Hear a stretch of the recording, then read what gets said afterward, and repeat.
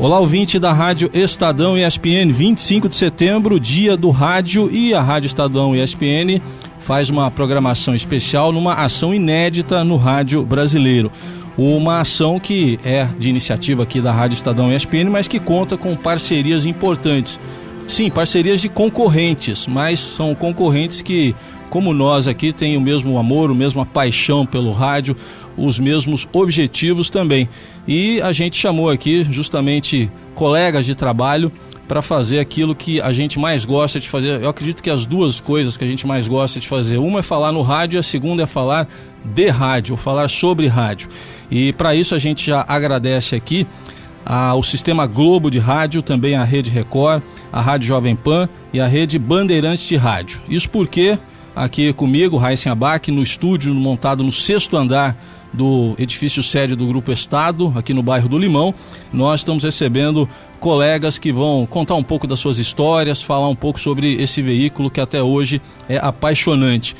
Alguns deles estão aqui comigo, mas tem um que está à distância, mas vai falar pela magia do rádio, pela linha, né, que nós temos aqui. Ele vai conversar com a gente e eu vou começar por ele, que está mais distante um pouquinho aqui de nós, que é o José Paulo de Andrade, falando aqui com a gente diretamente dos estúdios da Rádio Bandeirantes no Morumbi. Oi, Zé, bom dia. Bom dia, Raíssen. Um grande prazer participar junto com nomes tão importantes do radiojornalismo, um segmento que começou a ter grande importância depois dos anos 70. Até então nós tínhamos música, né, e esporte. E o jornalismo ficava num plano secundário. Hoje não se pensa numa programação de rádio séria sem o jornalismo em primeiro lugar. É isso aí. Obrigado, Zé, pela presença aqui com a gente. O nosso outro convidado aqui ao meu lado é Heródoto Barbeiro, que fez a sua história na Jovem Pan, na CBN também, e agora é âncora da Record News, está aqui com a gente. Tudo bom, professor? Bom dia. Bom dia, Raíssen. Tudo bem? Para mim é uma honra participar aqui com todos os nossos companheiros, né? Trabalhamos juntos todos, apesar que trabalhamos em empresas diferentes. Isso. Mas trabalhamos todos no mesmo segmento, com exceção do meu rival, o Milton Jung, que nós trabalhávamos na mesma casa, mas a gente não se falava. Bom, você já apresentou o Milton Jung aqui, âncora da Rádio CBN, que está aqui com a gente. Eu estava lembrando aqui dos tempos de madrugada, que a gente trabalhava na madrugada junto, né? Depois também trabalhamos lá na CBN. Tudo bom, Milton? Bom dia. Tudo bem, mas eu não evoluí, viu? Eu continuo de madrugada. Não, mas eu também agora. Eu sou obrigado a entrar de madrugada também, por causa do Heródoto Barbeiro. Isso. Mas eu quero dizer, Raíssen, que é um prazer enorme estar aqui. Aliás, eu diria que é um privilégio estar aqui, porque eu estou ao lado de mestres do rádio e de pessoas com quem eu aprendi a fazer rádio, com quem eu ganhei muito no rádio e que conhecem essa história. E você não tem noção e não tem ideia do quanto isso me toca e quanto isso me deixa emocionado de poder estar participando aqui desse encontro. E eu assino embaixo tudo que o Milton disse, né? Porque se a gente for falar, tem mais um convidado que está chegando, que é o Joseval Peixoto, da Rádio Jovem Pan. Então, o Joseval é o menos novo de nós aqui, né? Eu não falei mais velho, né? O menos novo. Bem. Aí por ordem, depois na sequência cronológica vem o Zé Paulo, depois vem o Heródoto. Eu não. Não, é você. Aí depois vem o Milton, por uma larga diferença de mim, de 1 ano, né? Uma larga diferença de 1 ano, ele é mais velho do que eu. Você tem 49, né? Tem 49 anos. Então você é mais velho. Mas vamos começar aqui, ô Zé, vou começar por você. Mas aí. Ele parece que tem muito mais, hein? Ele parece que tem mais. Vou começar por você aí, Zé. Você contando aí, como é que foi aí a sua entrada no rádio? Porque foi numa idade que você devia ir para o serviço militar e você foi se alistar no rádio. Como é que foi isso? Você vê como é que é o destino, né? Eu sempre tive atração, desde que eu me entendo por gente, por rádio. Eu era um frequentador do auditório da Rádio Nacional, na época do programa Manuel de Nóbrega, isso nos anos 50, lá por 53, 54, por aí. Esse livro é de quê? É de papel mesmo. E o meu sonho era trabalhar em rádio. Mas depois, com os estudos evoluindo, quando eu cheguei ao curso clássico, eu desisti da ideia, né? Desisti, não vou mais tentar ser de rádio, mesmo porque eu não tinha nenhum canal para isso, né? Mas não é que o destino me coloca na sala de aula o Atílio Ricó, hoje um consagrado diretor de teatro, de TV, e que está em Portugal já há mais de 10 anos, tem um respeito lá do povo português, que é uma coisa até que emociona quem conheceu o Atílio praticamente começando, né? Ele já estava um pouco antes de mim em rádio, fazia rádio esportivo, foi repórter da Rádio Bandeirantes, mas antes disso ele participou da montagem da equipe da Rádio América, da qual participou o Joseval Peixoto. O Joseval era da equipe de esportes da Rádio Bandeirantes, só tinha cobra. E veio de Presidente Prudente, Minhoca, e começou a transmitir futebol pela Rádio América. E quem fazia o plantão esportivo da Rádio América? Eu com o Marco Antônio Gomes. Essa é a história. O Atílio chegou para mim e disse assim: se você quiser ver como é que se faz, dá uma chegadinha na Rádio América. Eu não posso prometer salário. Eu fui e não saí mais, já faz mais de 50 anos isso. Você tinha 18 anos, não é isso? 18 para 19. 18 para 19. Comecei na Bandeirantes, eu completo 50 anos em fevereiro de 2013. Eu entrei aqui em 1963, na Rádio América em 1961, portanto há 51 anos. Em casa gostaram muito disso? Nossa! Minha mãe principalmente, né? Mãe quer ver o filho feliz, né? Como o meu negócio era rádio e ela sabia disso desde a infância, ela ficou muito feliz. Apenas que me atrapalhou os estudos na Faculdade de Direito do Largo São Francisco, que eu ingressei lá e o Joseval já estava em 1962 e não conseguia acompanhar o curso porque a minha cabeça estava no rádio. E deixa eu avisar aqui o Heródoto e o Milton, que eles são um pouco tímidos aqui, com esse negócio de microfone. Vocês podem interagir com ele, viu? Podem interromper aí. Mas eu vim aqui para ouvir hoje. Então tá bom. Eu vim aqui para ouvir. Mas pode conversar. Ó a modéstia. Ó a modéstia do Milton Jung, hein? Não é. Olha, só para ter ideia, quando eu falava aqui sobre os mestres da comunicação, e a gente acaba de receber mais um desses mestres. Joseval Peixoto, vamos cumprimentar o Joseval que está chegando. Tudo bem, Joseval? Bom dia. Saudações a todos, bom dia. O Zé Paulo de Andrade está na nossa escuta, lá na Rádio Bandeirantes. Saudades, Zé Paulo. Pois é, Joseval, já lembrei aqui do nosso início, né? Você como narrador esportivo da Rádio Bandeirantes, transmitindo na Rádio América, onde eu era o plantão esportivo, isso no início dos anos 60. Eu falo sempre que eu sou tão velho de rádio que em todo lugar que eu vou, estou em casa. Aqui já estou vendo o Heródoto, trabalhamos junto na PAN. Então a gente agradece mais uma vez aqui a presença do Joseval também. O Zé Paulo estava falando do início dele na Rádio América, né? Você lá, Joseval, como narrador, ele te chamou de Minhoca, inclusive, né? Não é isso, José? Na época ele tinha vindo de Presidente Prudente, era estudante de Direito e como a equipe da Bandeirantes tinha só Pedro Luiz, Edson Leite, Braga Júnior, Darcy Reis, Flávio Araújo, sobrava muito pouco, né, Joseval, naquele tempo. E a Rádio América foi... sobrava para mim irradiar Jabaquara 15. Como depois eu irradiei muito Juventus e Prudentina na Rua Javari. Deixa eu perguntar aqui então, Joseval, você também, como o Zé Paulo, teve um caminho aí de começar pelo rádio esportivo, né? Certo. E depois você acabou indo Não, a minha história caminhos. é outra, que eu sou caipira, eu sou do interior. No interior você faz tudo. Eu fiz rádio teatro, eu fiz jornal, fiz auditório, irradiei carnaval, irradiei missa, tudo. Rádio, você vem e faz tudo, né? Então eu comecei na transmissão esportiva, porque na época, o Edson Leite, que foi o grande narrador esportivo da época, junto com o Pedro, ele fazia as finais do interior.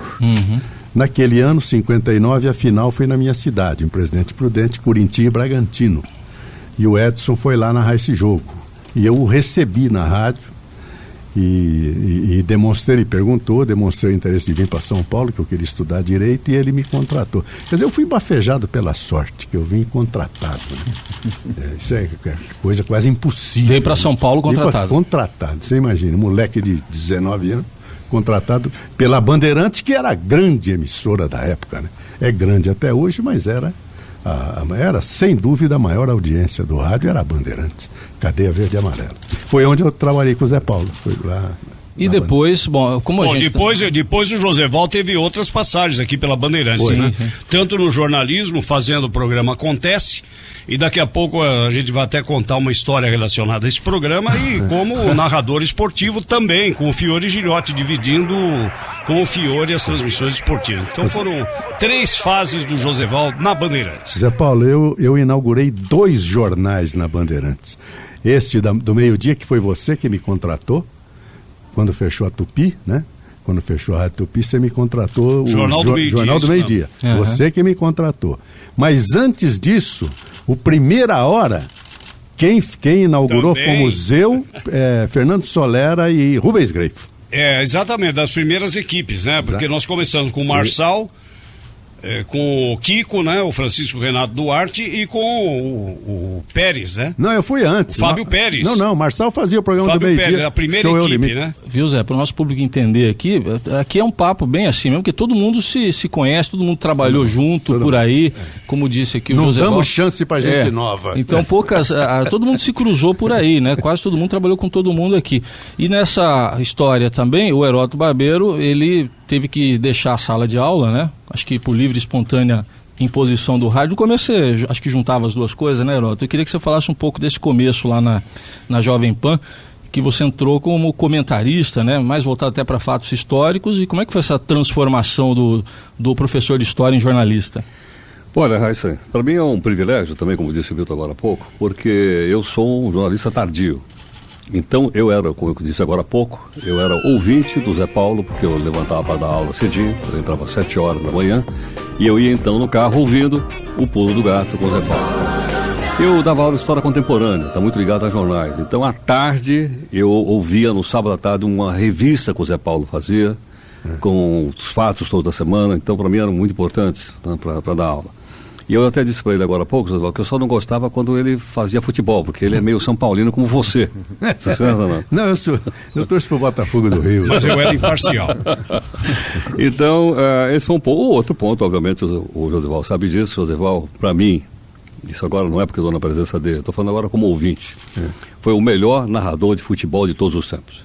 Por que razão? Porque além de ter toda a verve que todos têm, a qualidade que todos têm, eu acho que você tinha alguma coisa a mais que os outros não tinham.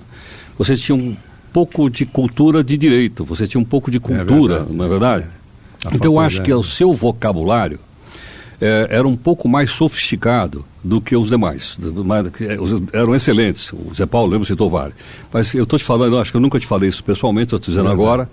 Então, para mim, você foi o melhor narrador de futebol que eu ouvi pela quantidade, pelos vocabulários. Atenção, Brasil! Bola na marca fatal! Ele que já faturou tantas de bola parada, tanto na marca do pênalti como de longa distância, agora está preparado para a sua consagração, para entrar para a história do futebol universal, de uma vez por todas, Pelé. Andrada no centro do gol, o rei com a mão na cintura, a coroa levantada, abaixa-se ele, o rei vai tomar distância, todo o fotógrafo para fora da grande área, volta-se, ele agora demonstra estar tranquilo, com aquela serenidade dos que conhecem, dos que sabem, agora correu de paradinha, tirou!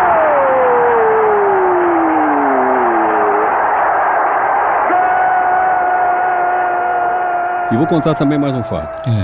Eu nunca tinha trabalhado em rádio, aliás, eu nunca tinha entrado no estúdio de rádio. Nem entrado. Nem entrado. Quer dizer, quando eu entrei no estúdio de rádio, eu vinha da TV Gazeta, onde foi meu primeiro emprego. Abriu a porta do estúdio, estava o Josival, o Franco Neto, o Antônio Delfiol e o pai do Emerson Fittipaldi, do Barão de Futebol. Barão. Minhas pernas tremeram, porque eram pessoas que eu ouvia todo santo dia. E uma coisa também que me agregou muito, talvez você não saiba, belo dia, estou indo lá, eu, no prédio da Jovem Pan, na Vila Paulista, encontro o Josival e a equipe toda da Jovem Pan, que iam fazer a cobertura do Carnaval. A Luane Neto, inclusive. Certo. Aí alguém falou, escuta, onde você vai? Eu vou aí. Não, você vai com a gente para cobertura do Carnaval, mas eu não entendo nada de Carnaval. Aí alguém me falou, escuta, você não é professor de História? Eu falei, sou. Então você vai lá para comentar um enredo da escola de samba. Isso aí. Passei 14 anos trabalhando, comentando enredo, junto com o Josival. O Josival era o âncora da transmissão, e eu estava lá, então, para comentar o enredo. Ia arrumar confusão com os caras, porque eu dizia que os enredos estavam tudo errado, que era o samba do Crioulo Doido. A história estava mal contada. A história estava mal contada. Então você vê que... Né, você atravessou o samba. Atravessou o samba. Então, quer dizer, para mim foi uma experiência histórica, né, começar com personagens como o Josival, a quem eu considero meu primeiro professor de rádio. Obrigado. E o Zé Paulo, que eu sempre admirei, porque, como eu disse, eu ia trabalhar ouvindo todo dia o Zé Paulo. Pois é um pouco das histórias que se cruzam, né? Então, o Milton também tinha falado disso, e eu também ouvia o Zé Paulo, o Josival, e você depois, né? Você é mais novo que eles. Muito mais novo que eles no rádio. E o Zé Paulo sabe disso, né, Zé? Eu expliquei para ele já isso algumas vezes, tive que explicar que a minha relação com ele era de ódio e amor, porque foi nessa ordem. Começou com ódio, por causa de, né, ter que acordar cedo ouvindo aquele gato infernal lá miando, né? Mas depois virou uma relação de amor que perdura até hoje, né? Então, você sabe disso, né, Zé? E olha, eu diria que você é um grande discípulo de todos nós mais velhos, viu? E você e o Milton Jung representam aí uma nova geração de jornalistas que certamente vai passar à frente para o bastão para novos que sempre vão renovando o jornalismo de rádio. Dizem, né? Tem muitos saudosistas que dizem assim, não se fazem mais redatores como antes. É que também a linguagem de hoje não é a linguagem de ontem. Nós sempre temos grandes talentos surgindo. Obrigado, então, pela nossa parte aqui, né, Milton? Obrigado. E aí, se você me permite, Raíssa, porque era o raciocínio que eu estava querendo fazer logo no início, e citando aqui o José Paulo. Porque você tem falado aqui que as histórias se cruzam. Isso. E eu logo no início disse que para mim era um prazer estar nessa mesa, estava emocionado de estar nessa mesa, não por acaso. José Paulo, todas as vezes que eu tenho oportunidade de encontrá-lo em São Paulo, ele faz questão sempre de lembrar da minha origem, porque eu nasci numa família de jornalista e meu pai trabalha em rádio até hoje. Na Rádio Guaíba de Porto Alegre, fez o correspondente Renner durante muitos anos, foi narrador esportivo, atualmente faz uma das edições do correspondente Renner, faz comentário esportivo. Quem é seu pai? Milton Ferretti Jung. É o quarto escanteio para o Grêmio, Jorge Veras vai cobrar, tomou distância, caminhou para a bola, tem ordem do Você é júnior, na verdade. Eu sou júnior. Para meu desespero, eu sou júnior, para meu desespero, e eu dizia no início da minha carreira que eu jamais trabalharia em rádio por causa disso, jamais trabalharia na Rádio Guaíba. Meu primeiro emprego foi em rádio e foi na Rádio Guaíba. E eu era apenas um Milton Júnior, né? E durante muitos anos sempre fui apenas um Milton Júnior. Mas eu tenho muito orgulho disso, porque a história dele foi muito importante no rádio do Rio Grande do Sul também.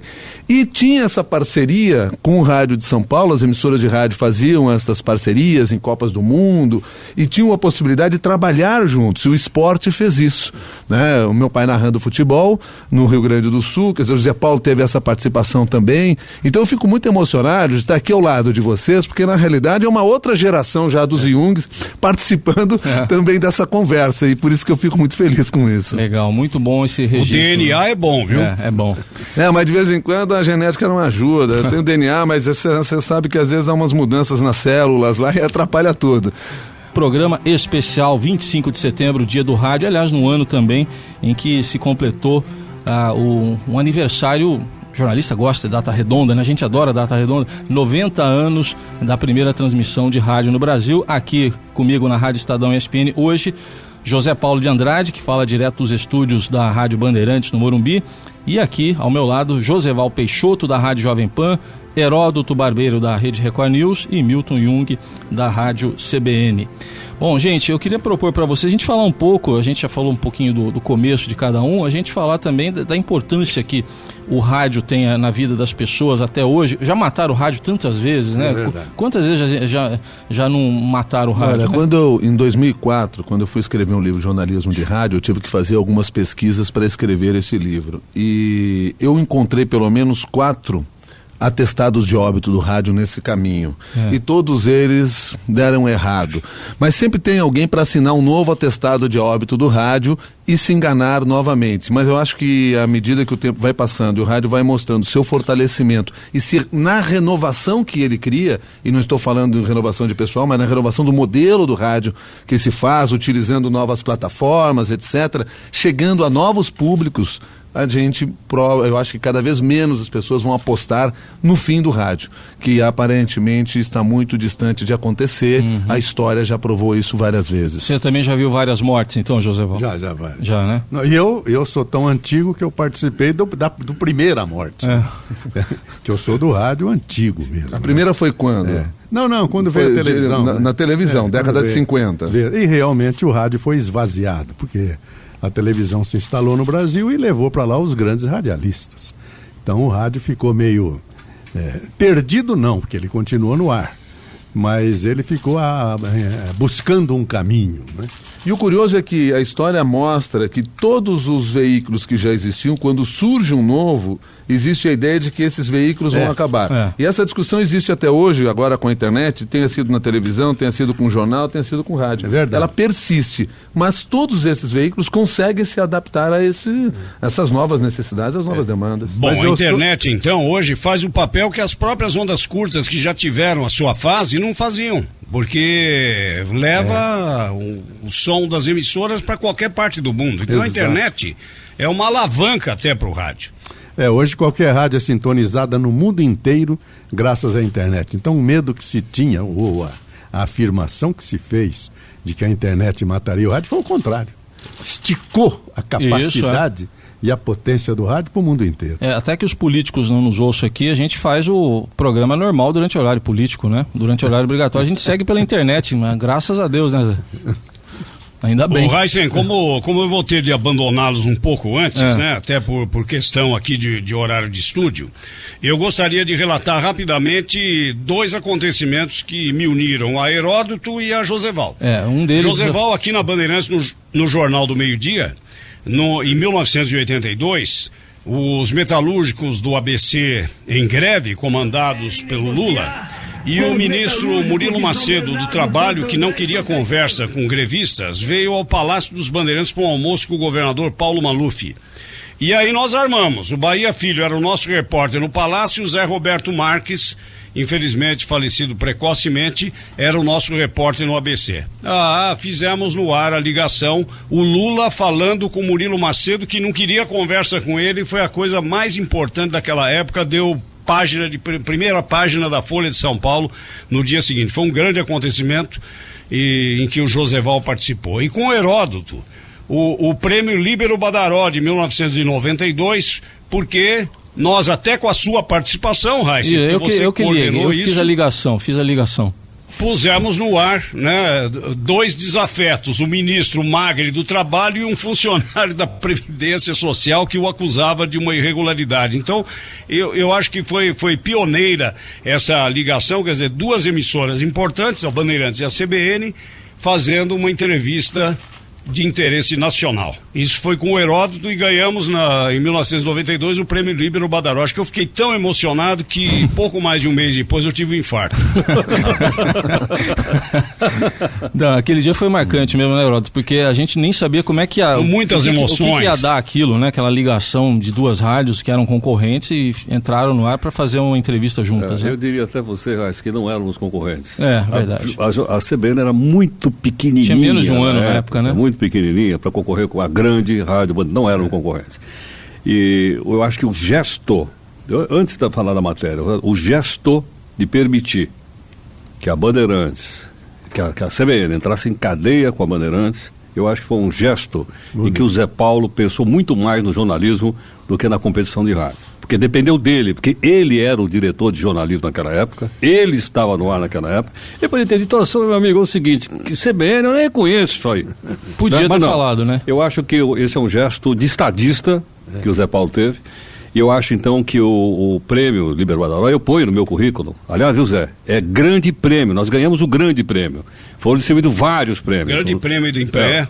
Esse aí foi um grande prêmio de jornalismo. Foi dividido, então, entre a Bandeirantes e a CBN. Então, eu acho que foi um momento em que nós pensamos muito mais no público, muito mais no ouvinte, muito mais na situação política pela qual o país passava, do que a concorrência de uma pequena rádio que nascia naquele ano, tinha um ano de vida, com a grande rádio Bandeirantes que todo o país conhecia. Então, eu acho que precisa ser destacada essa atitude do Zé Paulo, né, que proporcionou a realização dessa reportagem. Isso tudo naquele contexto, foi mais ou menos um embrião de denúncias aí, que depois foram várias denúncias do governo Collor até culminar com a afastamento. Foi aí, inclusive, que a CBN cresceu em audiência, né? Foi a partir daí, sem dúvida alguma, alavancou o crescimento da CBN. E o Joseval deve se lembrar dessa entrevista aí, porque foi marcante. O Murilo Macedo querendo, né, tira esse bicho em cima de mim, e o Lula insistindo com ele para ter uma conversa. Lembra, Josival? Lembro, sim. Mas eu ia propor aqui, a gente é curioso. A gente é tão amigo e há tantos anos, e um não ouve o outro, porque todos nós estamos no ar no mesmo horário. Então, um não... Eu não estou mais. Não, eu agora estou escolhendo vocês. Não, o que eu ia propor... Aliás, não só estou escolhendo de manhã, como escolho à noite, quando eu vejo o Josival lá no SBT. Toda noite eu vejo lá a escalada dele para ver se eu não estou tomando um furo. Eu ia propor a essa casa aqui, que é uma casa histórica do jornalismo brasileiro, de vez em quando fazer um programa desse para a gente matar a nossa saudade. Sim? A gente está junto aqui com o Zé Paulo, com o Heródoto, né? Com essa tá dada a sugestão, muito que é muito boa, muito boa bacana. Mesmo. É só me convocar. Muito boa mesmo. Veja só, né? A gente se conhece há tanto tempo e o Salomão Esper, né? Que é o nosso grande mestre, né? Josival, Heródoto e Milton Jung. O Salomão, né? Que vai fazer agora em outubro 83 anos de idade, continua firme e forte. Ele sempre diz uma coisa, e quando nós nos recordamos esse prêmio Líbero Badaró há 20 anos, eles dizem assim, é uma injustiça. Na hora que a gente tá ficando bom, ficou velho. Tá certo. Seguimos aqui com um programa especial Dia do Rádio, 25 de setembro, recebendo aqui nos estúdios da Rádio Estadão e ESPN, Heródoto Barbeiro, da Record News, Milton Jung, da Rádio CBN, Joseval Peixoto, da Rádio Jovem Pan, e direto dos estúdios do Morumbi, da Rádio Bandeirantes, José Paulo de Andrade falando aqui com a gente. Ô Zé, eu sei que é o último bloco que você vai participar, né, por causa dos seus compromissos aí, e você está aí com 2 datas redondas. Já falei no outro bloco que a gente gosta de data redonda. Você fez 70 anos agora. Não sei se era para lembrar ou não, mas você fez. E ano que vem... Não, é assim, é para lembrar. Felicidade chegar ao centro. Então tá bom. E ano que vem 40 anos aí do Pulo do Gato também, o programa que me atormentava quando eu era criança. Aqui o único que não gosta de falar da idade é o Heródoto Barbeiro. Só ele esconde. Eu nunca vi isso. Só ele, isso faz tempo. Ele há 70 anos não gosta de falar da idade dele. Nunca vi. Mas começa por você aí, Zé. Algum momento que você se lembra assim que tenha sido marcante aí nesse período todo, e também algum momento curioso, engraçado, até de alguma gafe aí. Nós temos aí, eu tenho um fato positivo que eu considero, foi a participação da Bandeirantes na redemocratização do Brasil. Quer dizer, abrindo espaço para o Lula que surgia no ABC, e ele reconhece isso, porque na época a imprensa fugia dele como o diabo da cruz, e a Bandeirantes, e só foi possível pela grande visão do nosso diretor-presidente João Jorge Saad, punha no ar ao mesmo tempo que colocava os dirigentes da Volkswagen nas greves do ABC. Foi um momento muito marcante da história do jornalismo brasileiro, e a Bandeirantes fez parte disso. Um outro fato positivo foi um debate que nós realizamos em janeiro de 1979, com Leonel Brizola ainda no exílio, com Lula no estúdio aqui em São Paulo como dirigente sindical, com Franco Montoro em Brasília. Nós conseguimos armar esse tripé com a participação do Roberto Dávila, do Tales de Aquino e de toda a equipe, com Elias Novelino. Foi uma festa, nós conseguimos realizar esse programa. Negativo, nós anunciamos a morte de um ministro que o Tancredo Neves tinha escolhido. Isso logo depois de Tancredo ser eleito no colégio eleitoral. Só que esse ministro não tinha morrido. E aí ficou muito desagradável, e nós recebemos uma gozação de um colega de uma outra emissora, que logo depois anunciou com 2 dias de antecedência a morte de Tancredo. Então, uma grande lição para nós e também para o colega que tinha se valido disso. E eu me lembro que eu fui ao microfone e expressei a minha solidariedade a esse colega, porque dias antes nós tínhamos cometido uma gafe desse tipo. É horrível para o jornalismo, mas o rádio é imediatismo, né, Raíssa? Então a gente corre sempre esse risco. A gente corre esse risco, lógico que a checagem tem que ser feita, mas talvez o ouvinte não tenha essa noção, né, que tudo ali vai acontecendo. Eu costumo dizer que eu gosto de programa nervoso, né, não assim de perder a cabeça, mas quando é tenso no bom sentido, porque quando a gente consegue mudar toda aquela pauta que a gente tinha, eu gosto, porque fica mais tenso, fica mais vivo. Mas você continua mais um pouquinho, Zé, ainda tem mais um tempinho, deixa o Heródoto contar aqui algo fora, sei lá, que acho que eu me solidarizo com o Heródoto, essa história de nome ser diferente, porque o que chamam a gente de outros nomes também, acho que o Heródoto agora sofre bem menos, mas já te chamaram de muito nome também, né? Já me chamaram. Alguns são publicáveis e outros não são, né, Milton? Alguns, por causa do nome complicado, me chamaram muitas vezes. Mas eu só queria lembrar um fato aqui interessante, de coisas curiosas que aconteceram, acho que até a gente já estava trabalhando juntos, eu e o Wilton, quando o governo da França disse que o senhor Paulo Maluf tinha contas lá no exterior, né? Então, nós fizemos uma entrevista com ele de manhã, e o Paulo Maluf entrou no ar, e eu perguntei para ele, escuta, o senhor tem conta no exterior? Não. A dona Silvia tem conta no exterior? Não. O senhor nunca teve conta no exterior? Não. Mas o senhor não tem dinheiro no exterior? Não. Aí ele disse, e tem mais. Se você provar que eu tenho conta no exterior, eu vou te dar uma procuração para você ir lá, pegar todo esse dinheiro e levar para a Santa Casa de São Paulo. E agora parece que estão provando que o homem tem conta. Então eu vou pegar a minha Kombi, que eu ainda tenho, né? Vou pegar essa grana toda na ilha de Jersey. Parece que tá Mas provado. você vai levar para Santa Casa mesmo? Vou levar para Santa Casa, sem dúvida alguma. Vou levar lá para Santa Casa, porque eu compromisso. E está gravado isso, lá na rádio. Tá lá e é usado com uma certa frequência, inclusive. Para nós pegar essa grana de volta. É usado com uma certa frequência. O pessoal da Santa Casa, inclusive, tem nos cobrado. Cadê o dinheiro? Exatamente. Aí eu digo, o Heródoto levou. Opa, peraí. Isso é uma acusação. Mas é uma coisa interessante também, é que a programação, né, fica gravada, né? Então aquilo que você diz, depois você pode ser cobrado. Então apenas me lembrei desse fato, porque é um fato atual, em que ter acontecido há muito tempo, e eu acho que a atualidade também se deve aí às investigações do Mensalão, né, onde aquelas pessoas acharam que iam ser sempre a impunidade total. E, então eu acho que é um fato, entre outros tantos, né, que passaram, que nós tivemos a oportunidade de participar. E algum momento que curioso, assim, alguma gafe, alguma coisa assim? Gafes eu fiz de monte. Gafes eu fiz de monte. Pisada na bola foram inúmeras. Mas tem uma gafe curiosa, Josival, quando nós trabalhávamos na Jovem Pan, teve uma eleição lá para vereador, e teve um cidadão que fez na época eles distribuíam aqueles santinhos. O santinho dele era aquela corrente, lembra aquela corrente? Manda não sei para um, depois manda para dois. Sei. Aí ele escreveu a corrente da mulher.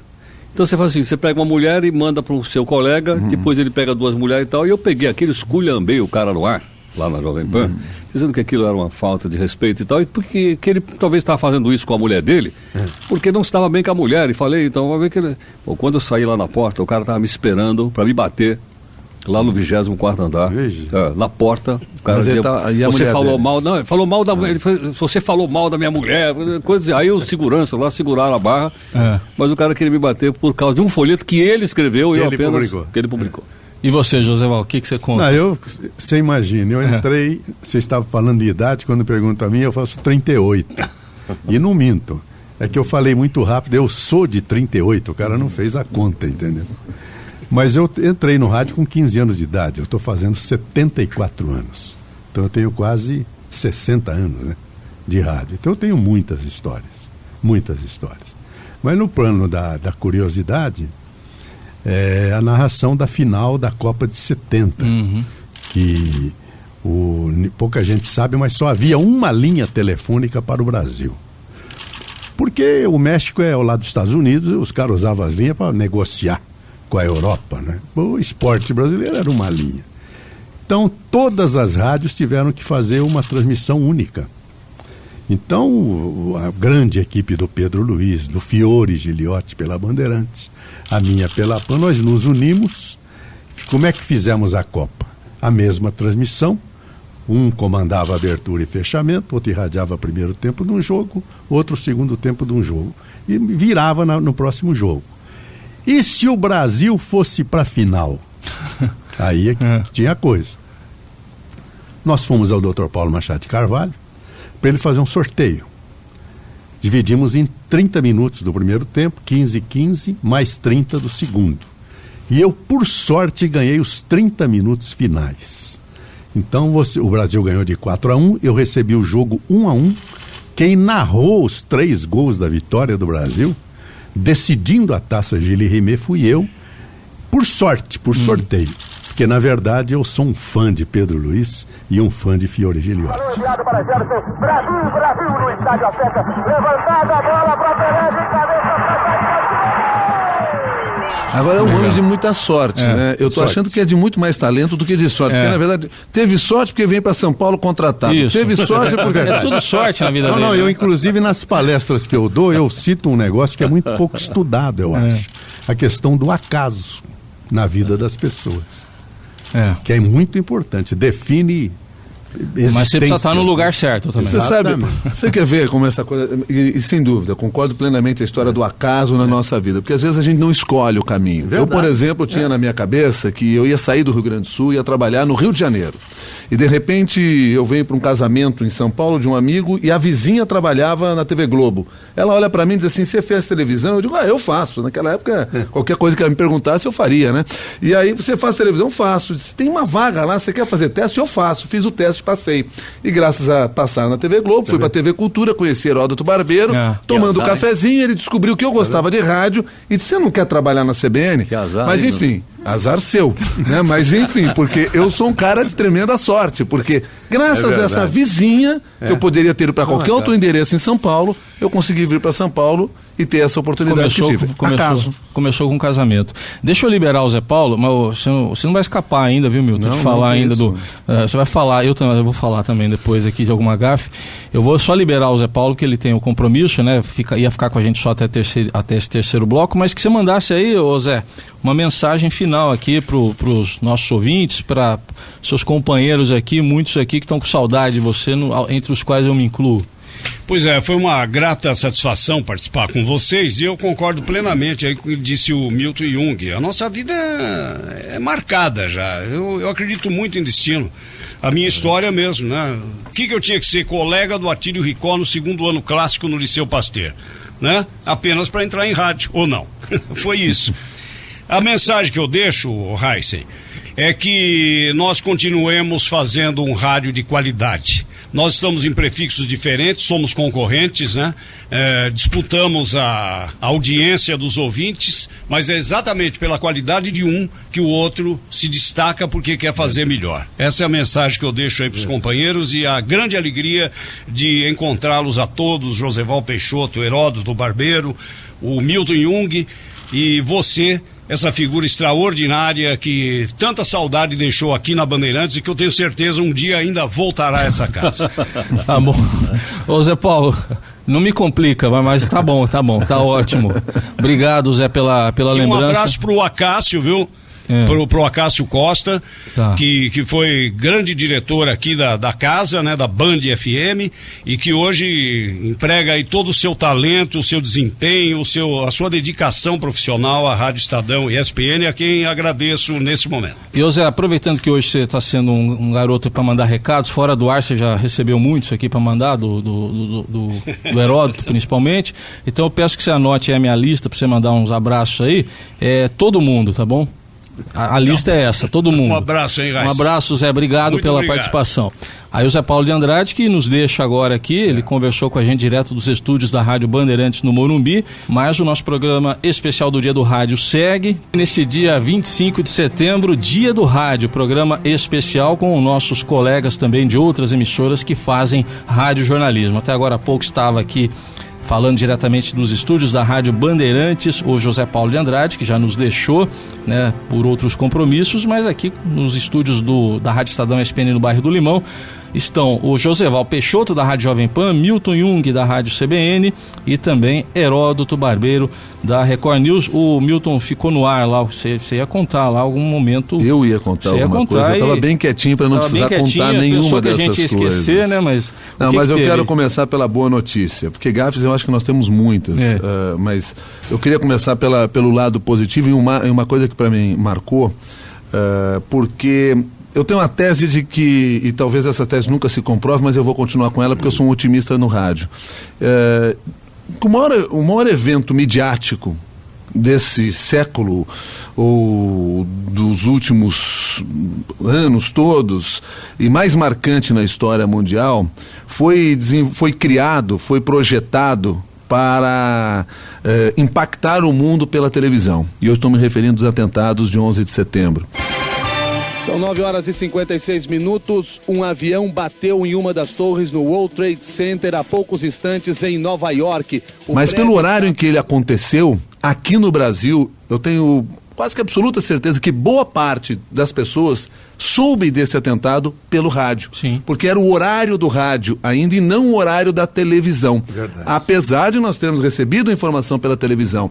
Mas eu tenho absoluta certeza que a primeira informação que chegou ao público brasileiro foi através do rádio, que certamente recorreu depois à televisão. E quando foi para a televisão, o que encontrou?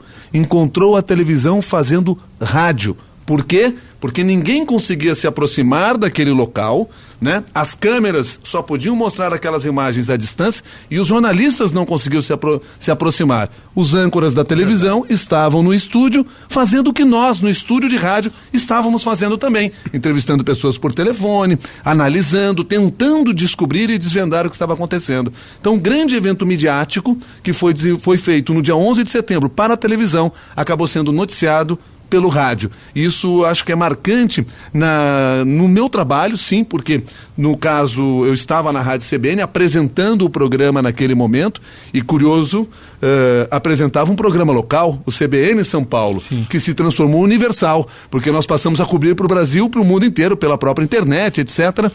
Aquele grande evento que aí mobilizou todas as emissoras de rádio, todos os jornalistas, enfim, uma história que nós conhecemos muito bem. Então acho que é um momento interessante do rádio brasileiro ter feito aquela cobertura da maneira como foi feito. E o que você conta de engraçado, assim, de algum momento que você possa lembrar para nós aqui? De engraçado? Não tem muita coisa de engraçada. Eu felizmente, assim, os microfones estavam fechados quando eu disse as minhas grandes bobagens. Mas quando eu comecei também no esporte, eu comecei fazendo esporte amador, né? Quando qualquer coisa que não fosse o futebol era considerado esporte amador, e eu tinha um programa de esporte amador lá na Rádio Guaíba, eu era produtor, era o meu grande sonho, eu achava que era aquilo e ia me realizar, fazer um programa de esporte amador, porque eu sempre fui muito ligado às atividades esportivas. Depois fui fazer futebol, ser repórter de campo, e como repórter de campo você comete várias gafes, né? Uma delas, eu lembro uma final de campeonato gaúcho, evidentemente que o meu Grêmio de Porto Alegre foi campeão gaúcho, então todos os repórteres estavam no vestiário, todo mundo querendo entrar, todo mundo querendo aparecer naquele momento glorioso, né? Eu totalmente excitado pelo momento, até pela alegria de ver o meu Grêmio campeão, e aí entra um repórter daqui, entra um outro de lá, entra um terceiro, quando alguém dá um respiro, você puxa o microfone e diz, agora é comigo. E tinha alguém na minha frente, tinha alguém que era importante. Eu tenho absoluta certeza até hoje que aquela pessoa que estava na minha frente era importante para ser entrevistado naquele momento. Só que eu nunca consegui lembrar o nome daquela pessoa, inclusive no momento em que eu estava entrevistando. Eu digo, nós estamos aqui com uma figura importante nessa vitória gremista. E quando eu fui pensar no nome dele, eu não consegui lembrar o nome dele, e eu fiz de conta que ele não tinha nome. Eu digo, o que você achou dessa vitória? E aí fiz umas 4, 5 perguntas, estiquei aquela entrevista, porque eu digo, eu vou tentar lembrar o nome dele até o final. E ao final da entrevista eu não tinha lembrado. Até hoje você não sabe quem Até hoje eu não lembro mais o nome, mas que era importante, eu tenho absoluta certeza que era importante. Legal. Eu vou contar rapidamente um aqui, porque eu não estou nem quero mais ouvir vocês. Você quer que a gente lembre algumas suas? Não, pode não. Vocês vão contar qual? Não, por favor. Assim, lá na Bandeirantes, uma vez conversando com o Milton Parron, ele falou assim, sabia que você vai entrar aqui, você fez alguma história aqui que você não tem consciência? Pelo Milton Parron mexe lá com documentação e memória, né? Aí ele que me disse, eu não tinha me dado conta disso, no 11 de setembro, estou lá, né? Também na morte do Papa, e quando os Estados Unidos invadiram o Iraque, aquela cena da estátua sendo derrubada do Saddam Hussein, foram momentos em que eu estava lá fazendo a narração. Acho que tem a ver um pouco com isso que o Joseval falou, o Milton também, acaso, sei lá, mas enfim. Agora, isso aí não... Eu vou contar a mesma gafe, que acho que talvez vocês se lembrem, né? Que foi na CBN uma entrevista com o goleiro Valdir Pérez, né? O Heródoto até escreveu depois sobre isso. Ex-goleiro na época já, Valdir Pérez. O assunto era a aposentadoria do Tafarel, tinha gente dizendo se o Tafarel estava velho ou não, e ligamos lá para o Valdir Pérez. Só que era um homônimo do Valdir Pérez, né? Demoramos aí uns 5 minutos para descobrir que era... No ar, né? E foi essa aí. E o sujeito ainda falou mal do Tafarel. Mas a entrevista foi boa. A entrevista foi boa. O que interessa é isso. A entrevista o conteúdo foi muito bom. Importa o resultado. Mas descobrimos que não era o verdadeiro Valdir Pérez, um homônimo achando que estava levando um trote ali, por isso que ele foi dando a entrevista, até se constatar que não. Mas são histórias que a gente vive, que acho que o erro faz parte também, né, da nossa atividade. A gente não quer errar, acho que se por perguntar ninguém quer errar, mas a gente tenta acertar a maior parte do tempo. Rádio Estadão e ESPN, fazendo aqui uma programação especial pelo Dia do Rádio, com histórias sobre esse grande veículo que completa 90 anos da primeira transmissão no Brasil, oficialmente, né, a primeira rádio que é considerada a Sociedade do Rio de Janeiro, fundada por Roquete Pinto, isso em abril de 1923, então tem mais uma data redonda que está vindo aí pra gente, mas aqui conosco Joseval Peixoto da Rádio Jovem Pan, Milton Jung da Rádio CBN e Heródoto Barbeiro da Record News. Eu queria falar com vocês agora um pouquinho, né, pra gente falar um pouco desse dia a dia, que acho que o ouvinte muitas vezes manda mensagem, vocês devem receber também, ele quer saber curiosidades, às vezes a gente fica falando as notícias, mas muitas vezes ele quer saber curiosidades do nosso dia a dia. Ontem, por exemplo, eu estava lá no Facebook, né? E aí de repente eu não me dei conta do horário, era quase 11 da noite, e um ouvinte entra e pergunta: o que você está fazendo acordado essa hora? Você não acorda às 4 da manhã? E aí eu fui avisado pelo ouvinte que estava na hora de dormir, né? Fui avisado pelo ouvinte por isso. Eu queria saber, aqui, tirando o Heródoto, que agora virou um sujeito que acorda tarde, então por isso deixa ele por último, começando pelo Milton aqui, você tem alguma tática para acordar cedo?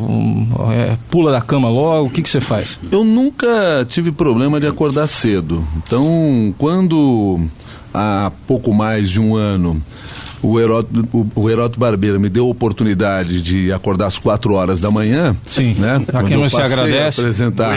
Quando eu passei a apresentar o jornal da CBN, isso não mudou muito na minha vida. Eu acordo, até minha mulher sempre fala, eu nunca vi alguém acordar feliz às 4 horas da manhã, você acorda. Eu acordo às 4 horas da manhã, eu acho que isso também tem muito a ver com o negócio que eu faço. Eu gosto muito de fazer rádio, eu gosto muito de fazer jornalismo, antes de mais nada. Então eu sei que eu tenho de estar naquele ambiente depois e eu tenho que estar ligado naquele ambiente. Então eu já acordo às 4 horas da manhã, eu já baixo no meu iPad 2 jornais para ler, porque o jornaleiro não acordou ainda, então ele não entregou o jornal em casa, eu tomo café lendo esse jornal, vou para a rádio ouvindo rádio, né, e vou trocando as rádios para ver o que está acontecendo numa emissora ou noutra emissora, para saber o noticiário, chego na rádio e lá a gente começa a discutir o jornal da CBN com o Clésio Botelho, enfim, com toda aquela turma que monta o jornal, que coloca o jornal no ar, que são pessoas importantíssimas para esse negócio que nós fazemos, que muitas vezes não aparecem, como nós temos o privilégio de aparecer por sermos apresentadores, âncoras, mas que são as pessoas que conseguem fazer aquela máquina funcionar da maneira como funciona. E que hora você acorda, Milton? Eu acordo às 4 da manhã. 4, então é o mesmo horário que eu. Acordamos junto. Acordamos junto e o resto da história eu não preciso contar porque é igual. É igual. E você, José, que hora você levanta? Eu levanto mais tarde, mas durmo muito mais tarde também. Levanto às 6, né? Porque eu entro às 7h30. Mas eu criei um hábito que eu não consigo perder de meia-noite, 1 hora da manhã, parece uma coruja, eu estou ligado, não consigo, é a hora que eu leio, né? É depois das 11 que eu leio. Mas eu interrompo o meu dia, ao meio-dia, no meu escritório, depois eu chego no escritório 11 horas, eu aprendi a dormir sentado, uns 30 minutos. Sentado no escritório? Porque se eu deitar, eu levanto mal. Então eu sento, a secretária deve dizer que eu estou...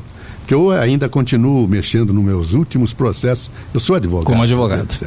Mas é mentira, eu estou lá descansando, estou dormindo, eu não estou vendo processo nenhum. Você sabe que eu Porque ninguém aguentaria, né? Então eu racho meu dia descansando uma meia hora, apagando mesmo, dormindo mesmo. Sentado. Joseval, eu conheço alguém que dorme acocorado no estúdio. Eu conheço também, é verdade. Está aqui na nossa frente. Teve um amigo nosso uma vez, o Joseval, que foi fazer uma cobertura com ele, acho que foi em Brasília, e aí de repente viu esse sujeito acocorado assim no quarto de hotel e falou, meu Deus, o que é isso? Será que tá acontecendo? Será que eu interrompo ou não interrompo, né? Então vamos deixar a vítima contar, né, Heródoto? Como é que é isso? Bom, ele vai nos dar uma aula agora de como, porque ele tem reflexões do hinduísmo, não é isso? A gente sabe que tem essa conotação também, mas como é que é? Então tem a editora Saraiva está publicando uma coleção chamada O que a Vida Me Ensinou. E tem vários volumes, o Washington Oliveto tem um deles, a Maria Rita, vários.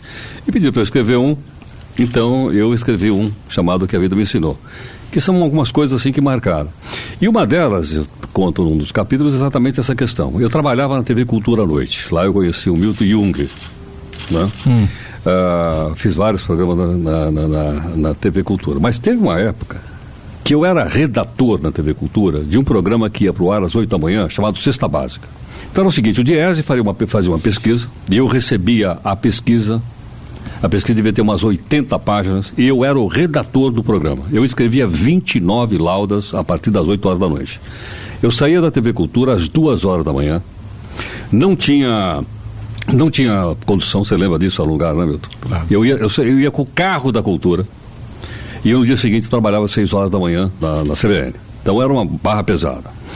Depois mudou isso, aí passei a trabalhar só à noite, mas eu peguei 2 vezes o Roda Viva. No Roda Viva terminava meia-noite, e eu saía de lá 00:30 para chegar no outro dia às 6 horas da manhã lá na CBN.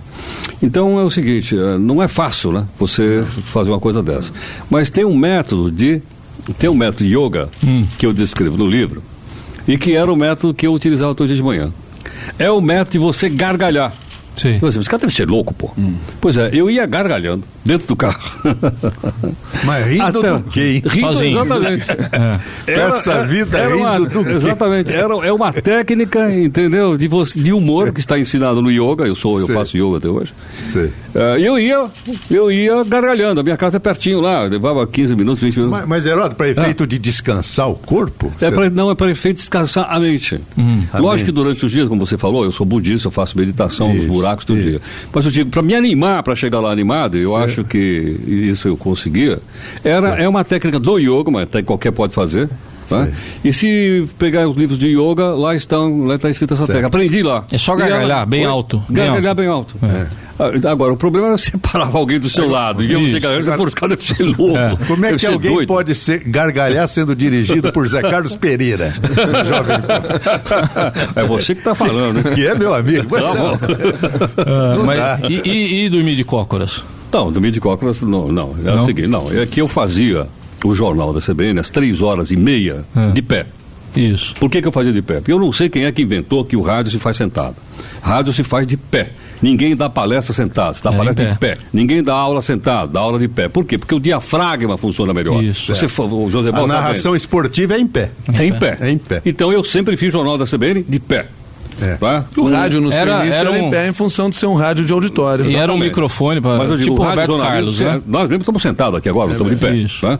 Agora, eu comecei a fazer de pé e até tentei convencer meus colegas que era melhor fazer de pé.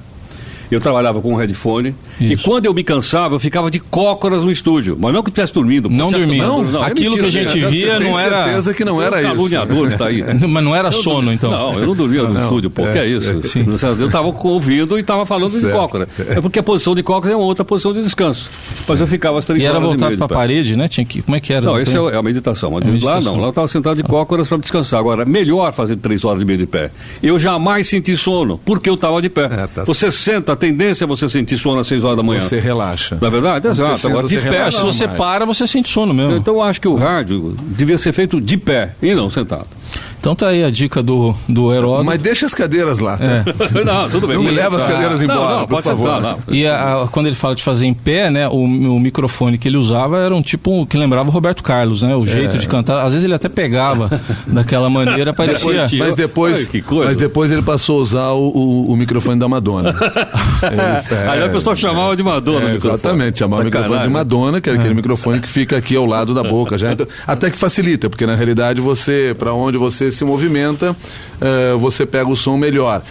Apesar de que a qualidade desse microfone não é tão boa quanto a qualidade de um microfone como esse que nós estamos falando agora. Então, só para completar esse bloco, eu acho que também fui educado para acordar cedo, por causa da origem, né, árabe, né, então meu pai acordava muito cedo, e mesmo eu não estudando de manhã, estudava à tarde, ele ligava o rádio eu ficava bravo, né, ligava aquele volume alto, e ele me dizia que acordar cedo fazia bem para a saúde. Eu não entendia por que eu tinha que acordar tão cedo mesmo, tendo que ir para a escola só à tarde. Acho que ele talvez, nessa linha do acaso aí que vocês estão falando, então talvez já estivesse imaginando, me treinando, né, para acordar às 3, às 4. Hoje até que tá bom às 4. Já houve um período, inclusive lá na CBN, que era às 3, né? O que era, né? Mas enfim, estava todo mundo saindo da onde tinha ido e você estava indo trabalhar. Mas com prazer, né? Mas só que eu não ria. Essa tática eu não conhecia. Só um detalhe que essa tática eu não conhecia. Eu fazia o redator-chefe. À meia-noite. Meia-noite. E por acaso recebi hoje, de um colega nosso lá, uma gravação do redator-chefe na Rádio Globo de São Paulo de 1987. O seu redator-chefe. Bom dia. Na meia-noite, eu comecei trabalhando lá no Sistema Globo de Rádio, na Rádio Globo, e não na Excelsior. E você trabalhava que horas nessa época? Então, eu trabalhava de noite, trabalhava de manhã também, né? Excelsior, e trabalhava à noite na Rádio Globo. Quando é que você não trabalhava? Não, eu trabalhava o dia inteiro, pô. Tem que trabalhar, né, pô? Alguém tem que trabalhar aqui, pô. Rádio Estadão ESPN com um programa especial, Dia do Rádio, 25 de setembro, nos nossos estúdios. 3 companheiros aqui de outras emissoras estão conosco, só lembrando para quem eventualmente não tem ouvido no começo, Zé Paulo de Andrade da Rádio Bandeirantes esteve com a gente por 3 blocos também, durante boa parte do programa, e aqui comigo, Joseval Peixoto da Jovem Pan, Milton Jung da CBN, Heródoto Barbeiro da TV Record News.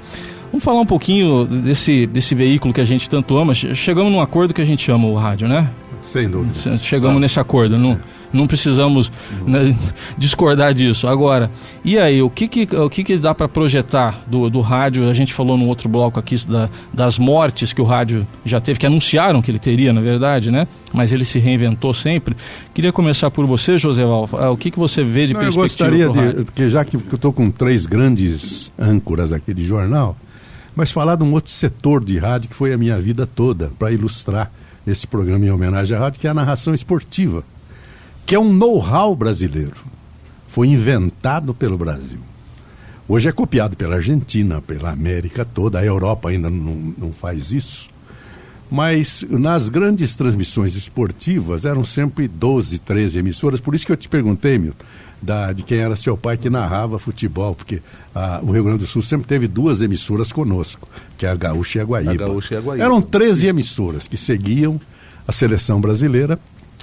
Nessas narrações que a gente fazia, as primeiras 4, 5 filas que estavam à nossa frente não via o jogo. Ficava tudo olhando para nossa cara, que os caras não acreditavam. Quer dizer, 13 papagaios gritando feito doido, e os caras ficavam olhando para nossa cara. Mas como é que eram as narrações? Você tinha 3 transmissores na Europa, um em Milão, outro em Londres, outro Milão, Londres, em Berna. Eram os 3 transmissores. Você chegava no estádio bem antes para ver a sua posição no estádio, tentando falar com a emissora local que te assistia, depois falar ou com Londres, ou com Berna, ou com Milão, e no desespero para a sua transmissão entrar no ar. Você não tinha a comunicação de hoje, que você pega um celular no meio da selva e fala com o mundo, né? Até que vinha uma voz em inglês e dizia para você, begin this transmission, ok, radio Pan-Americana, vai. Então você, olha, recebi ordem de iniciar a transmissão. Alô, falava com o meu técnico, Chico Vieira, vou contar até 10 e entrar. Atenção, vou começar a contagem até 10 e entrar, tudo bem, ok, não sei o quê, 1, 2, 3, 10. Boa tarde, ouvintes do Brasil, e ia embora. Até o fim do jogo. Aí você ia pro hotel esperar um telegrama para saber se a transmissão saiu. Você não sabia. Mas com uma grande vantagem em cima do jornal escrito, porque aí você recebia o telegrama, você enchia a cara. E os coitados dos jornalistas de jornal, e os fotógrafos pior ainda, porque o jornalista ainda ia escrever o texto, ia atrás de um telex, e os fotógrafos iam ter que revelar a foto e passar para o Brasil. E a gente já ia para a festa. Então esse era um rádio que realmente evoluiu com a comunicação. A primeira transmissão via satélite que nós fizemos foi com Orlando Duarte, eu tive com ele ainda ontem, a gente estava recordando, foi na cidade de Milão, jogo de São Paulo. Eu nem acreditei que dentro do estádio eu podia falar com o meu técnico. Era tudo transmissão feita às cegas. Foi sem contar outras questões, né? Você irradiar em Montevidéu, a primeira vez que eu irradiei, Montevidéu fica ali numa Estuário do Prata, tinha tanta neblina que nós só víamos a metade do campo para cá. A metade do campo para lá, todo mundo porque a bola sumia. Saísse algum gol? Você não via, você inventava, todo mundo inventou. Você chegou a narrar algum jogo que não foi ao ar? Não, isso não. Essa é uma curiosidade. Por que eu estou lhe perguntando? Porque uma das histórias que eu sempre ouço do meu pai, essa das festas ele nunca me contou, mas a das narrações sim. O Pedro Luiz fez isso. Ele foi a Belo Horizonte narrar um jogo, se não me engano era um amistoso da seleção brasileira, e ele narrou o jogo todo, e quando terminou o jogo, foi para casa feliz da vida e descobriu que nada tinha ido ao ar, porque teve um problema ali e não tinha retorno naquela época. É como verdade, tinha não hoje, tinha. né? Não, perdi a transmissão, pô, o Jorge Cury, na derrota do Brasil diante da Hungria, na Copa de 54, o Cury perdeu quase todo o primeiro tempo. Aos 12 minutos do primeiro tempo, estava 2-0 para a Hungria, né? Tinha um corintiano na frente da minha casa, meu tio chamava Zé Maria, morava na casa dele. Zé Maria, tá 2-0, a gente quase matou o cara. E a Rádio Nacional do Rio perdeu o primeiro tempo do jogo. Entendi. Olha, só para então deixar o registro certo, que eu fui conferir inclusive aqui, foi um jogo Grêmio e Atlético Mineiro, que aliás vai se repetir esse final de semana, em Minas Gerais, no estádio Raimundo Sampaio, o estádio Independência. Esse foi o jogo? Lá o jogo que não foi transmitido. Ah, tá. Que não foi transmitido. Narrou e não saiu nada. Narrou e não saiu absolutamente nada. Hoje, provavelmente a equipe da Rádio Guaíba se deslocando para Belo Horizonte para fazer Grêmio e Atlético Mineiro, não vai passar por isso, essa narração estará à disposição de todos nós pela internet, e isso é uma mudança. Eu lembro quando cheguei em São Paulo, que eu queria ouvir os jogos do meu Grêmio, eu tinha que pegar o meu carro e fazia uma volta enorme, quando eu saí lá da TV Cultura à noite, os jogos à noite, e eu fazia uma volta grande pela Marginal, porque aí o rádio do carro, bem no iniciozinho do dial, eu ainda conseguia ouvir alguma coisa da Rádio Gaúcha, cheio de chiado, saiu uns gols, você não sabia direito de quem era, naquela época normalmente era do Grêmio. E aí você conseguia ouvir alguma coisa. Em seguida, quando surge a internet, você só acessou na internet, ouve a rádio que você quiser, de onde você estiver, e isso é um grande diferencial, porque todos nós passamos a ser concorrentes um dos outros, sim, onde nós estivermos, e buscando público onde esse público estiver. Não é incomum você receber mensagens de pessoas que nos acompanham no Japão, nos acompanham no Canadá, mundo afora. Essa, então, é a sua visão do rádio em várias plataformas, esse que é o futuro mesmo? Para mim é claro que a internet deu um novo oxigênio para o rádio e criando novos produtos dentro dessa plataforma que o rádio vai continuar crescendo, porque esse é um outro ponto importante nesse novo rádio, se é que a gente pode falar assim. Você tem que desenvolver vários outros produtos, não só esse modelo que nós conhecemos de uma programação que começa à meia-noite e vai até a meia-noite com aquela grade que foi preparada pela programação da emissora. Não, você tem que desenvolver novos produtos para serem consumidos por esse público, porque não interessa por onde ele está consumindo você, ele tem que consumir a sua marca e o seu rádio. E Heródoto, para você fechar aqui esse nosso... Olha, rapidamente eu não queria deixar passar, eu sei, todos os meus colegas aqui trabalharam em esportes, o Milton, o Joseval, o Zé Paulo. Eu indiretamente, eu queria ser repórter esportivo, mas não consegui. Eu nunca tive oportunidade, a bem do esporte, de trabalhar com esporte. Eu bem indiretamente, eu era repórter de apoio às transmissões quando tinha decisão, era isso que eu fazia. A primeira oportunidade que eu tive efetiva foi esse ano, quando eu fui participar da cobertura das Olimpíadas com a equipe da Record News, em que, para mim, eu estava tomando baile todo dia, né? Que graças ao apoio que eu tive, inclusive, uma coisa curiosa, o pessoal que estava trabalhando lá na Record, tudo do rádio. Inclusive os apresentadores. Os apresentadores. Aliás, parece que no SBT também tem apresentador de rádio fazendo sucesso. Aqui um deles. Não é? Também. Mas eu digo, lá no esporte era todo o pessoal do rádio, né? O da Transamérica, que tem um Éder Luiz. O Éder Luiz, estava lá, entre outros. Éder Luiz. Mas por que quero dizer isso? Porque é o seguinte, então eu sou um cara isento aqui, nunca trabalhei em esporte, isento de dizer o seguinte, eu elegi o Joseval como o melhor narrador de rádio, mas eu conheci a grande personalidade do rádio esportivo. Chego lá na Jovem Pan um dia para trabalhar, na época do Joseval, está lá um cidadão sentado na mesa, com um puta monte de livro na frente, e eu falei para ele assim, escuta, o que você está fazendo? Ele falou, eu estou estudando aqui, eu sentei com ele e tal, eu falei, o que você faz? Eu estou fazendo administração na Getúlio Vargas. Eu falei, está fazendo, tá pegando o livro com ele. Eu falei para ele, o que você faz aqui? Ele falou, eu sou o narrador de esporte. Eu falei, qual é que você chama? Osmar Santos. Lateral batido, o branco subiu, está muito bem o branco, afasta, o juiz não parou o jogo, a bola de Bebeto, parou a zaga, pintou o segundo gol, Bebeto, Cirulino na Cirulino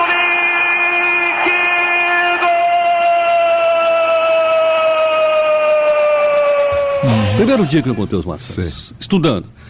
Depois tive a oportunidade, o Osmar saiu da Jovem Pan, foi trabalhar na Rádio Globo, e eu fui trabalhar na Rádio Globo. Olha só. Né? Então eu tive a oportunidade de acompanhar porque o Osmar não se prendia à narração. O Osmar tinha um tal carisma nas suas participações, né, em que entrava gente Entrava político, entrava publicitário, era uma coisa extraordinária. Quer dizer, ele tinha um controle, ele tinha uma liderança, como eu nunca vi na minha vida. Eu era um admirador do Osmar. Aí o Osmar me vai na Rádio Celso, onde eu trabalhei também, me faz um programa ao meio-dia, chamado Balancê, em que era um programa que misturava política, jornalismo e tal e coisa, e lá auditório, eu conhecia a produtora dele, Yara né? Pérez, com a qual aprendi muito. Um dia ela me chega lá na redação e fala, escuta, o Desmontuto da África do Sul tá na linha, pô. Você me ajuda a entrevistar o cara ganhou o prêmio Nobel da Paz. Eu falei, pô, mas... Não, o cara tá na linha, vamos lá. Ele era no Balancê. Olha só. Então o Osmar, ele foi um catalisador. O catalisador é o cara que age pela presença, pela liderança. Ele abriu um espaço enorme dentro da sua atitude. O Faustão é filho do Osmar, que nós conhecemos na Jovem Pan. É verdade. E uma série de outras pessoas no campo do jornalismo, no campo do esporte, no Osmar Santos.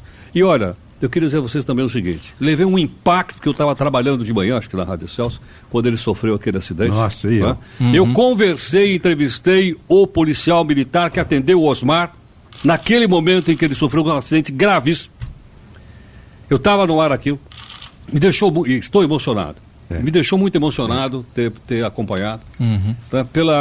Pela grandeza de espírito do Osmar Santos, porque só um cara que tem um espírito grande é capaz de permitir que as pessoas cresçam ao seu lado. E foi o caso do Osmar Santos, a quem hoje eu continuo amigo. De vez em quando eu tenho o privilégio de receber o Osmar na minha reserva ambiental, que você conhece, que você nunca vai, porque você não vai em casa de pobre. Você não me convida. Mas você que você está falando é o Milton Jung. Exatamente. Eu já fui. Mas então eu queria deixar registrado, porque eu digo, de repente eu sou convidado para participar de uma cobertura esportiva, eu que sou absolutamente foca, certo, mas eu tive grandes exemplos, como o caso do Joseval, como o caso do Osmar e uma série de outros que foram citados. Foi uma das grandes duplas que eu formei, eu e o Osmar na PAN, né? A propaganda, você lembra? Era quando não é um, é outro. Exatamente. E a minha foto e a dele. Vivemos juntos aliás, alguns anos. Aquele teu slogan de vai buscar, não é isso ou não? É, no fundo do gol. Quando o goleiro... Você gosta quando é do seu time fazendo o gol, né? Quando não é, você não gosta de ouvir aquilo. Bom, gente, nesse clima aqui, acho que daria para continuar muito mais, né? Vão contratar nós aqui ou não vão contratar nós aqui? Bom, aí passa depois. Cadê o Acácio? Vão contratar nós ou não vão? Aí passa depois lá no departamento. Já, pelo contrário, quase que perderam o Heisen agora há pouco. Foi convidado para ir para lá, pô. Foi convidado para voltar, hein? Bom, gente, olha, nesse clima aqui, o bate-papo poderia continuar muito tempo, a gente tem muita coisa para conversar. Para mim, na verdade, foi um grande pretexto aí para matar a saudade. O Joseval, de quem eu sou ouvinte há muito tempo, eu ainda não o conhecia pessoalmente, né? Mas, enfim, o do Zé Paulo, trabalhei com ele por 12 anos, o Heródoto por 7, o Milton acho que quase 7 também, mas quando a gente não trabalhava junto, a gente se encontrava na rua também. O que se faz então, é que se paga. Então foi um reencontro que foi proporcionado aqui. Eu queria agradecer aqui, Joseval, obrigado aqui pela presença, né? Muito obrigado mesmo, foi bom tê-lo aqui com a gente, contando um pouco, compartilhando essa sabedoria toda também que você tem aí e que você compartilha com seus ouvintes também. Obrigado. O rádio é aquele amigo que você liga e desliga na hora que quiser. É isso aí, e sempre com uma mensagem final, né? Obrigado, Milton, pela participação. Milton, o Joseval Peixoto, da Rádio Jovem Pan. Milton Jung, da Rádio CBN, obrigado aqui pela presença também, Milton. Eu que agradeço e parabenizo vocês pela iniciativa de valorizar esse veículo que é o veículo rádio. Muito obrigado também pela oportunidade, disse no início e ratifico agora. A minha emoção, real emoção de estar aqui ao lado de vocês. Eu aprendi rádio quando eu era muito pequeno nos corredores da Rádio Guaíba, assistindo Pedro Carneiro Pereira, Armindo Antônio Ranzolin, Milton Ferretti Jung. E era uma época em que eu acreditava que o rádio era interativo, porque quando meu pai começava a falar, minha mãe em casa levantava o som e dizia assim, fica quieto que se ele vai ouvir você, vai dar bronca em vocês. E eu acreditava. E depois eu descobri que ele era interativo na prática, como nós podemos ver. Então fico muito feliz de poder estar falando desse rádio aqui com vocês. Legal, Milton. E para fechar, Heródoto Barbeiro, da Record News, muito obrigado aqui, Heródoto, bom te ver de novo aqui, viu? Muito obrigado. Bom, se você eu queria dar um recado aqui pro pessoal da Estadão ESPN. Se você estiver cansado desse pessoal todo que você ouviu e estiver passando pela Mogi Bertioga, liga na rádio comunitária, Rádio Caramelo Taiá. Que fica na minha cidade, né? Na sua cidade, 87,5, aonde eu faço os boletins de cidadania. Continuo trabalhando lá. E aonde tem também, nós temos 2 rádios na localidade, uma na outra na web, chama Sat Web Radio. Olha só, até está ficando um negócio bacana. Então, lá. Recebe em dólar. Então aí, as rádios que ficam lá na grande Mogi das Cruzes, né, da qual São Paulo faz parte como da região metropolitana de Mogi. É Taiaçupeba, onde fica a reserva ecológica do Heródoto. Bom, para encerrar aqui, eu acho que eu devo destacar também, agradeço a participação de vocês 3 aqui, Heródoto, Joseval, o Milton Jung, o Zé Paulo, que esteve com a gente um pouco mais cedo também, mas eu quero registrar aqui, né, acho que essa iniciativa, quando me falaram aqui a primeira vez o que a gente ia fazer, eu parei, olhei, é isso mesmo? Eu falei, é isso mesmo, e eu fiquei muito satisfeito de ter essa oportunidade, né, que eu confesso que não imaginava que um dia pudesse ter essa oportunidade de receber no prefixo que eu estou hoje, pessoas de outros prefixos, não porque eu acho que não comporte, muito pelo contrário, eu acho que tem que comportar mesmo esse tipo de pensamento. O Boixá não veio, né? Ele acabou não podendo vir.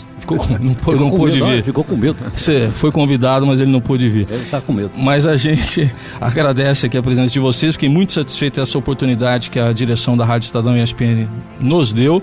Quero agradecer e registrar aqui que foi uma iniciativa que teve todo o respaldo aqui da Filomena Saleme, nossa editora-chefe, do Acácio Luiz Costa, nosso diretor-geral, também do diretor de conteúdo do Grupo Estado, o Ricardo Gandur, o apoio da equipe técnica do Valmir Fracaroli aqui com a gente, e lá o apoio da equipe técnica da Rádio Bandeirantes, de onde falou o Zé Paulo de Andrade com o João Bisev. Muito obrigado a todos e muito mais obrigado, acho que eu falo em nome de todos nós, aos ouvintes que nos permitem fazer o rádio que a gente faz, todos nós. Obrigado aos ouvintes e foi um grande presente para mim estar com vocês hoje. Quem sabe numa próxima aí, né? Até mais.